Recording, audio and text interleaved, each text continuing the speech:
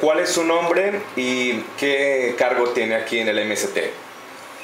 Meu nome é Marcelo Durão, eu atuo na direção estadual aqui no Rio de Janeiro. Bueno, ¿cómo analiza el movimiento social todas las protestas en marco de la Copa del Mundo, la Copa Confederaciones y cómo analizan ese despertar del pueblo brasileño? Os protestos estão sendo muito diversos, né? A gente percebe que em relação à Copa das Confederações para esse ano na Copa do Mundo, há um aumento significativo na organização e no modo de estar indo para a rua. Ano passado, muito por conta das obras da Copa e do aumento da passagem pelo transporte, as mobilizações foram muito espontâneas. A gente teve muita mobilização em que o caráter mais espontâneo é que deu linha, é que deu essa forma de aglutinar, né? Convocações pela internet, pelo Facebook, coletivos muito frágeis. Esse ano a gente percebe que as mobilizações estão bem diferentes. A gente percebe que a maioria das mobilizações que estão vindo por conta, não contra o futebol, não contra especificamente o jogo, o ato de fazer futebol, mas contra esse simbolismo que a realização da Copa do Mundo tem transformado aqui no Brasil. Então foram diversas remoções, diversos conflitos sociais que tiveram aqui no Rio de Janeiro, assassinatos, mortes, perseguições, remoções de comunidades, fechamento de escolas, por conta da Copa do Mundo. Então tudo se justificava pela realização da Copa do Mundo. Então surgiram as mobilizações ano passado e esse ano a gente percebe que essas mobilizações são mais fortes no caráter organizativo, né? A gente já tem algumas informações que mais de 70 greves esse ano foram realizadas. Então são coletivos organizados, coletivos de trabalhadores indo à rua de forma muito mais organizada do que em relação ao ano passado.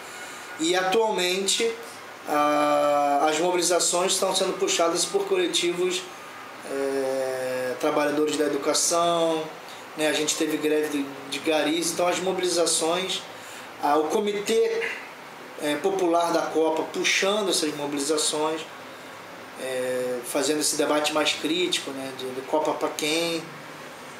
Então, um pouco essa diferenciação que a gente tem das mobilizações do ano passado para esse ano. Uno observa muchos jóvenes, movimiento estudiantil. ¿De qué características son y de qué manera ellos ven el trabajo y la protesta social? Então, a presença jovem é muito forte desde o ano passado. Então, a gente tem características diferenciadas, né? Então, há uma presença muito forte de anarquistas, tem maoístas, marxistas, coletivos do movimento estudantil organizado, movimento estudantil ligado a partidos. A gente tem também uma juventude espontânea indo para a rua. Então se percebe esse aumento na concretude política dessa juventude. Há uma juventude que não tem uma referência forte em partidos. Se a gente pegar, tem uma juventude com menos de 20 anos, uma juventude bem nova, que não tem muita referência política em nenhum partido, está indo para a rua, está fazendo mobilização, está fazendo enfrentamento direto, mas também tem aquela juventude com menos de 20 anos que se referenda por algum partido, partido de esquerda, que faz parte de coletivos, que está indo para a rua também de forma organizada, concreta e com um viés político muito certo, muito concreto, né? ¿Qué es, en qué consiste el Comité Popular de la Copa que se ha creado y qué hace?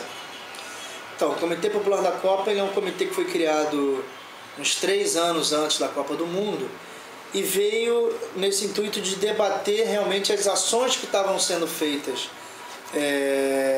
as ações contra a população que estavam sendo feitas, sendo justificada pela realização da Copa do Mundo. Então, na organização você tem coletivos de direitos humanos, você tem partidos, movimentos sociais, uma diversidade de partidos, uma diversidade de movimentos sociais que vem fazendo essa crítica, né? Não é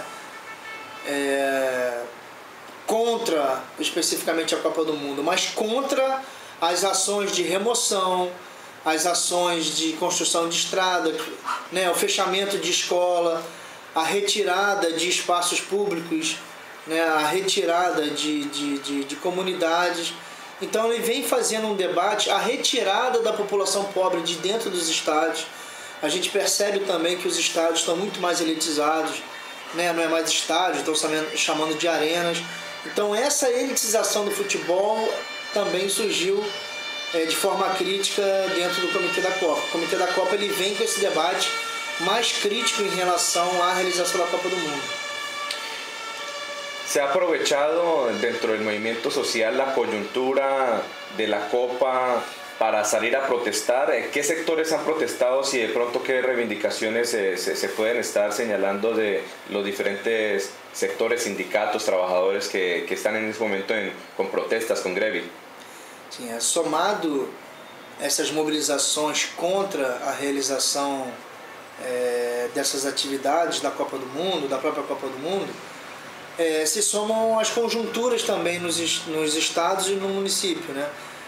As conjunturas que os trabalhadores da educação, trabalhadores da limpeza pública, tivemos aqui rodoviários, ferroviários, diversos trabalhadores que também já sofrem no dia a dia o seu trabalho, né, sofrem nesse debate na relação com o mundo do capital, né, a privatização de diversos setores, a privatização de diversos trabalhos, né, então aeroviários, você tem greve de aeroviário, paralisação de aeroviário, você tem mobilização das comunidades contra a remoção, você tem greve de professores do município, do estado, você tem greve nas universidades, você tem greve no setor de transporte, metroviários e rodoviários. Então essa conjuntura está se somando à conjuntura da Copa. Então você tem a ação do mundo do capital, das transnacionais, né, para o mundo do capital, e você também tem essas ações da Copa. Então está se somando aqui no Rio, aqui no Brasil, essas mobilizações são cada vez mais crescentes. ¿Ha generado desplazamiento la FIFA y de qué manera con la construcción de los estadios y remodelaciones, como el caso de una villa indígena en Maracaná y también en el Itaquerão estadio en São Paulo? Um pouco do que eu comentei antes, né? Por conta da realização da Copa do Mundo, por conta das obras dos estádios, tem acontecido no entorno, principalmente no entorno e na construção das novas rodovias, o deslocamento de populações,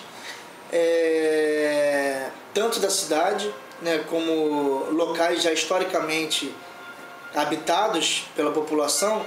Você tem tido essa remoção e esse deslocamento dessas comunidades. Isso está acontecendo uma organização para esse enfrentamento, tanto da remoção como o deslocamento. Então a gente tem exemplos concretos, né, de que foi a aldeia Maracanã, que é um espaço onde a gente tinha um coletivo indígena que utilizava um antigo museu do índio, que é no entorno do Maracanã, que sofreu brutalmente um processo de remoção, de expropriação desse território. E você tem também diversas pessoas e que ficaram sem o seu teto, que a gente chama de movimento de luta por moradia ou movimento sem teto, que é o exemplo de Itaquerão, que hoje no entorno do estádio Itaquerão, em São Paulo, a gente tem uma ocupação urbana que chega aproximadamente hoje a 4.000 pessoas, seriam 1.000 famílias, mas a gente tem lá aproximadamente 4.000 pessoas que se organizam para lutar por moradia, para ter o direito novamente a trabalho e a moradia, já que no entorno do Itaquerão, e o prometido ali naquele território era de fazer conjuntos habitacionais para resolver esse problema de habitação que as principais cidades têm, né? Finalmente, Brasil, si no tiene un buen rendimiento deportivo, ¿va a generar de pronto unas mayores protestas? ¿O cómo se ve el panorama en el que a medida que vaya a realizarse la Copa del Mundo, avancen los partidos, hayan mayores manifestaciones? Eu creio que sim, assim, acho que não só por conta da Copa do Mundo, mas acho que as mobilizações elas vão se tornar cada vez mais crescentes. A gente está numa realidade ruim aqui no Brasil nesse momento, nós estamos numa realidade de eleições presidenciais, momento eleitoral, mas eu acredito que como assim não está acontecendo soluções de moradia, saúde, habitação, a própria questão da reforma agrária sumiu da pauta, eu acredito que essas mobilizações vão sim continuar acontecendo, as greves acredito que vão se potencializar cada vez mais e esses conflitos, a situação dos trabalhadores somente indo para a rua, somente colocando a situação para a população, que a gente vai minimamente conseguir alguns resultados. E é o que está se percebendo aqui no Brasil. Diferente do ano passado, as lutas hoje, as mobilizações que têm acontecido são muito mais concretas, muito mais politizadas e tem os trabalhadores envolvidos. Bueno, Marcelo, muy amable por esa entrevista para el equipo de comunicaciones de Gramalote en Colombia. Então, a gente agradece também essa oportunidade da MST estar colocando um pouco da situação no Brasil. A gente manda um abraço para o movimento social, o Gramalote na Colômbia, e a gente deixa um abraço e a gente se encontra na rua.